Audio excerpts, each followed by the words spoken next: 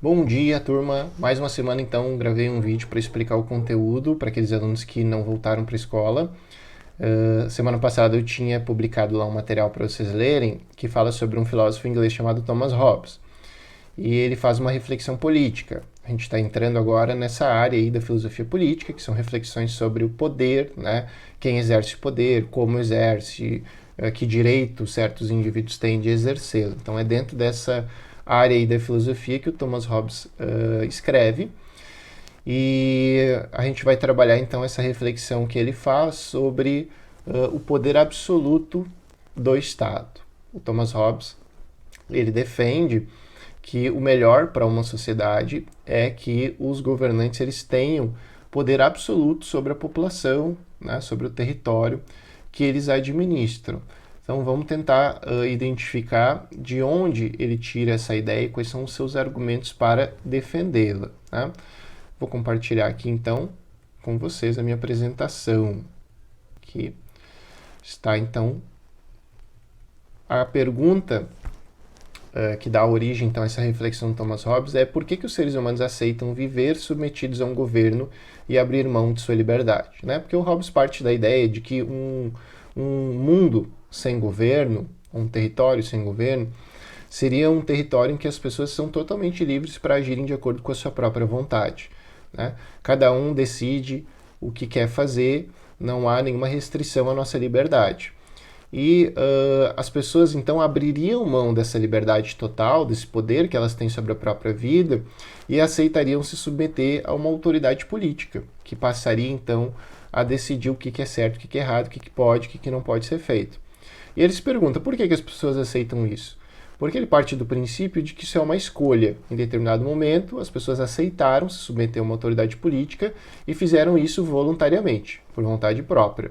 Por que isso teria acontecido? Né? Para começar a responder, o Thomas Hobbes ele começa a imaginar como que seria uma sociedade sem governo, sem uma autoridade, sem um conjunto ali de instituições ou de pessoas que tivessem como função elaborar as regras que todas as pessoas dessa comunidade deveriam seguir. E aí ele usa a expressão estado de natureza para descrever um mundo assim. Né? Estado de natureza porque, de acordo então com ele, numa sociedade sem nenhuma forma de Estado e de governo, as pessoas elas agiriam de acordo com a sua própria natureza, ou seja, de acordo com aquelas características que todo ser humano tem, que são naturais deles. E para o Thomas Hobbes, as nossas características naturais são extremamente negativas. Para ele, o ser humano é um sujeito ganancioso, ou seja, a gente está sempre em busca daquilo que nós não temos, né? Sempre querendo mais. Para ele, o ser humano é inseguro, ou seja, a gente acha que a nossa vida e as nossas posses estão sempre sob constante ameaça. E para ele, o ser humano é muito vaidoso, ou seja, ele está sempre tentando se autopromover em busca de honra, de glória. Né? O ser humano é muito orgulhoso, ele quer ser reconhecido, quer ser admirado. E quando a gente age de acordo com essas características, que segundo eles são características naturais, a resposta principal sempre seria a violência. Né? Então, para conseguir aquilo que não tem, para se autopromover e para evitar perder aquilo que tem, o ser humano acaba violentando, agredindo os outros. Né? Então, um mundo sem regras, um mundo sem governo, em que todo mundo fosse livre para agir de acordo com a forma como quisesse, seria um mundo extremamente violento, um mundo onde não haveria paz. Né? Por isso essa imagem aí que eu coloquei para vocês, representando então os seres humanos aí em um estado de natureza em que eles disputam entre si os recursos, né? Disputam o controle sobre tudo aquilo que eles querem e disputam isso de forma extremamente competitiva, recorrendo à violência para conseguir aquilo que desejam. Né? E o resultado seria então este caos, essa destruição, essa morte constante.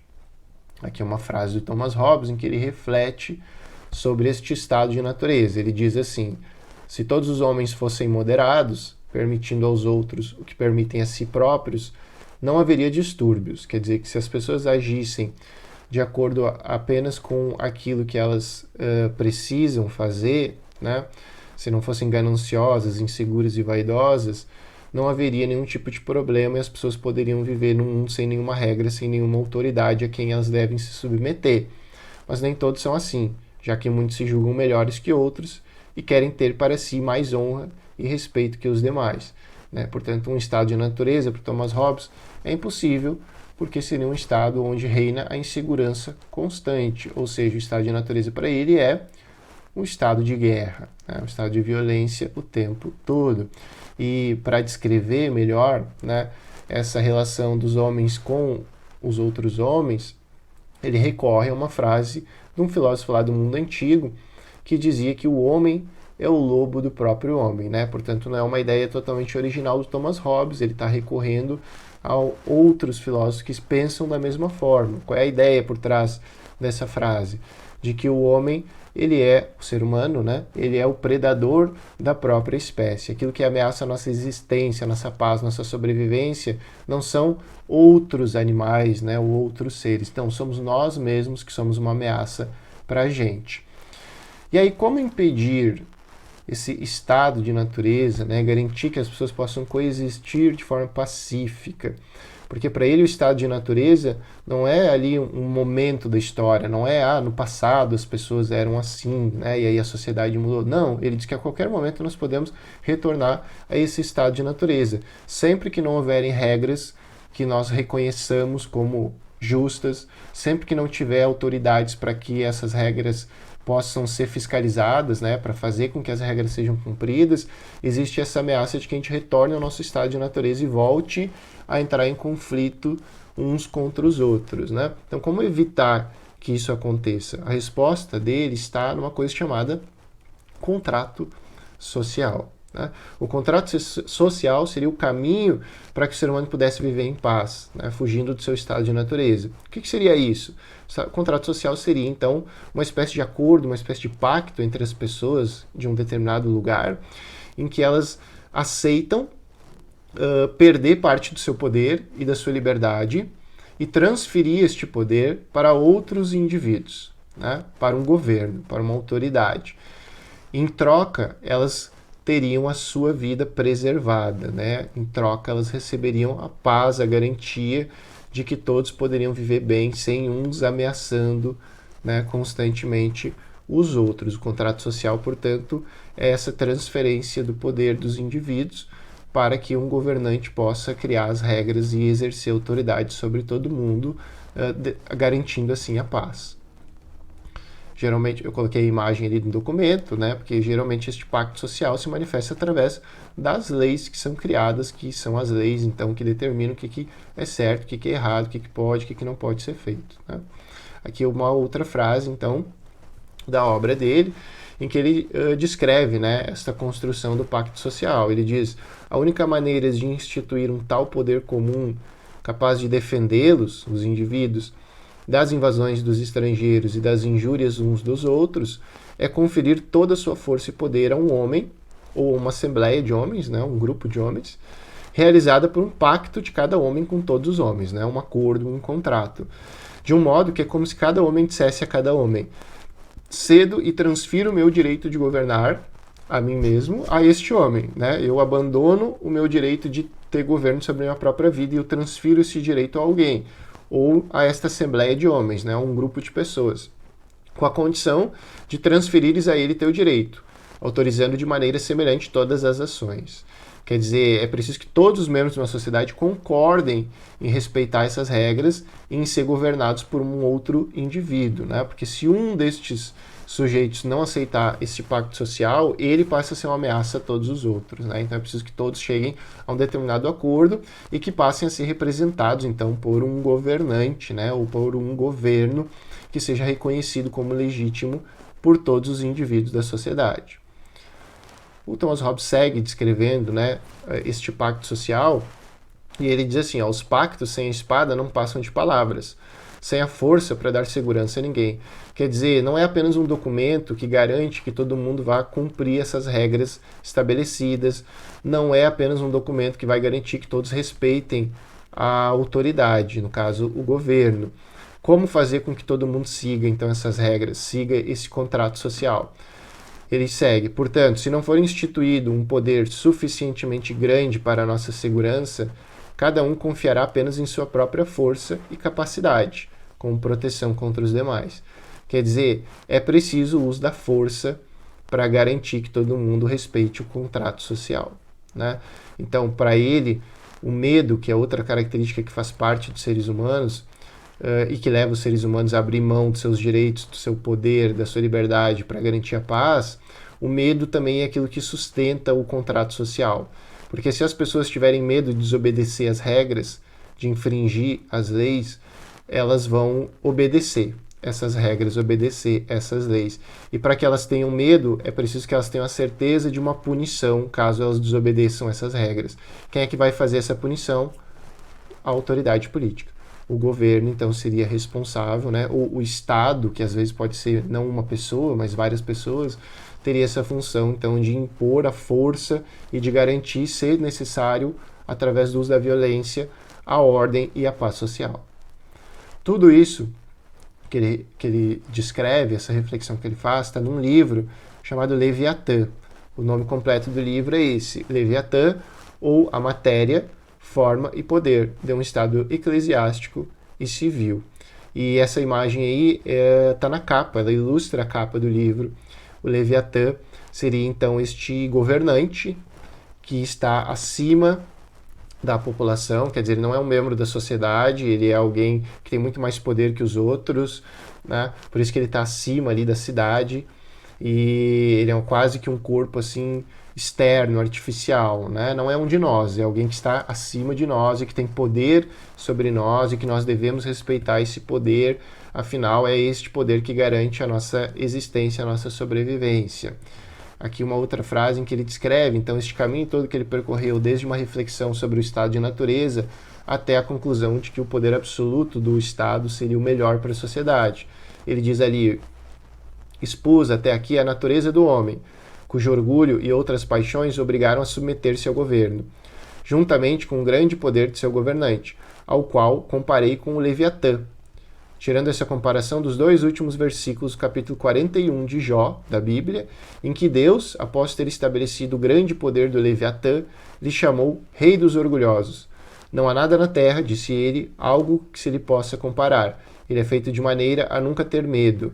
Ele vê todas as coisas abaixo dele, ele é rei de todos os filhos da soberba. Então, o Leviatã, que o Thomas Hobbes usa aqui como metáfora para o poder dos governantes, é um monstro bíblico que é descrito em algumas passagens da Bíblia. Às vezes ele aparece como um monstro marinho, às vezes ele aparece como um dragão, e Deus recorre a este monstro em vários momentos para punir as pessoas que infringem as regras, que ameaçam a vida em sociedade, né? As pessoas que são orgulhosas demais, que são soberbas demais, né? Por isso que Deus descreve o Leviatã como o rei dos orgulhosos. Ele existe para punir aquelas pessoas que são uma ameaça ao convívio pacífico com as outras, né? Então o Thomas Hobbes usa esse monstro bíblico, o Leviatã, como uma metáfora para o poder do Estado. O poder do Estado é como o Leviatã. Ele é todo poderoso, ele é necessário, ele tem esse poder da violência, ele deve punir as pessoas para que elas sigam as regras e para que as pessoas possam viver em paz. Aqui uma outra imagem, então, deste governante que está na capa do livro lá do Thomas Hobbes, só para a gente ver alguns elementos que ele apresenta e que servem, então, para reafirmar essa ideia de um Estado com poder absoluto.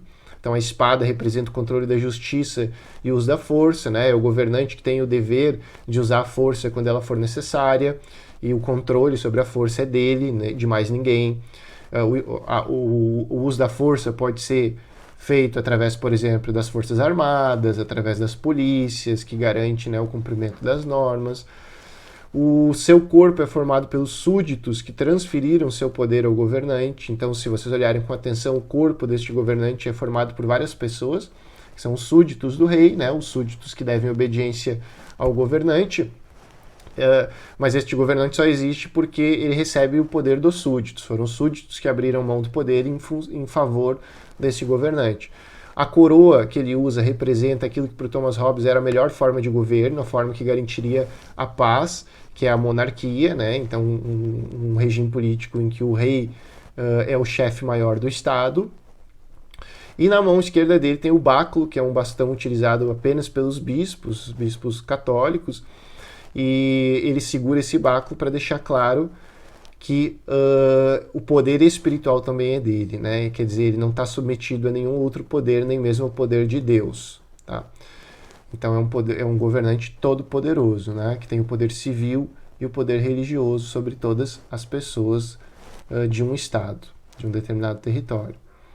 Aqui eu coloquei para vocês verem uma imagem que é uma pintura do rei Luís XIV, que governou a França ali entre o século XVI e o século, aliás, entre o século XVII e o século XVIII, e que ele costuma ser representado, né, como um bom exemplo de um governante com este poder absoluto. Ele foi um dos reis que mais concentrou poder durante seu reinado, a ponto dele teria dito essa frase: o Estado sou eu, quer dizer, eu sou a lei, eu sou a justiça, eu sou a violência, a força, a ordem, eu sou o governo, eu concentro em minhas mãos todos os poderes, o poder de regular a vida das pessoas, de criar leis, de garantir a paz, de decidir pela guerra contra outros povos, se eu achar que isso for necessário para proteger o meu país, né? Eu tenho o poder de condenar, de julgar, de absolver.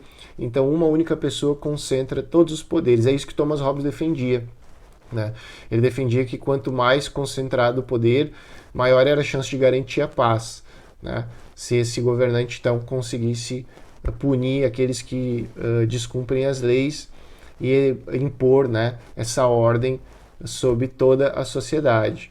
E vejam que a pintura do Luís XIV, ela tem vários elementos que aparecem lá no Leviatã, do Thomas Hobbes também, embora o Leviatã seja um livro publicado em outro país e muito antes.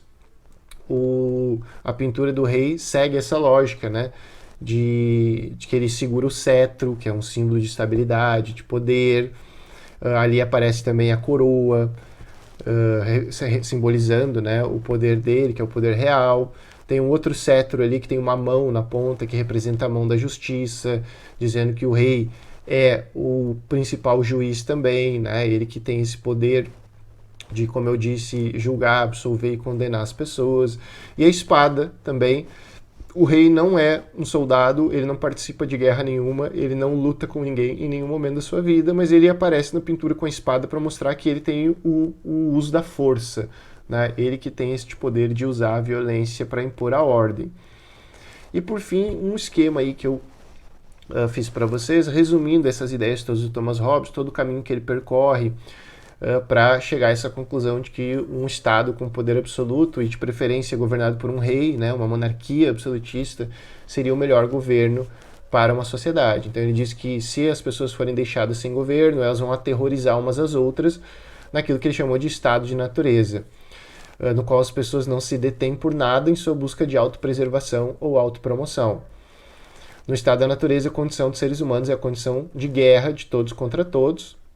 E para evitar chegar a esse estado de natureza, os indivíduos devem estabelecer um contrato social, um acordo entre eles, em que eles se submetem à autoridade de alguém e à proteção deste alguém, que é um soberano, né? No caso Thomas Hobbes, deveria ser um rei. Se o soberano for um governante absoluto, com poderes indivisíveis e ilimitados, maior a chance de ele conseguir prevenir a luta sectária e o caos, né? Ou seja, menor a chance de haver divisões internas e disputas internas pelo poder, né? Haveria uma estabilidade política maior se ele concentrasse, né, um poder total. E se um soberano falhar em seu dever, o dever de garantir a preservação da vida das pessoas e a paz social, este contrato estaria rompido, porque ele não estaria cumprindo o acordo que foi feito, né? Então, quando isto acontece, para o Thomas Hobbes, os indivíduos acabam agindo e essa ação deles leva eles de volta ao estado de natureza, né? Eles voltam a ser deixados à própria sorte, agem de acordo com a própria vontade e encontram na violência a resposta para a solução de todos os seus problemas, desavenças e conflitos. Essa é a reflexão que o Thomas Hobbes faz, então, sobre o poder, né? Obrigado aí pela atenção, gente, e até a próxima aula. Tchau, tchau.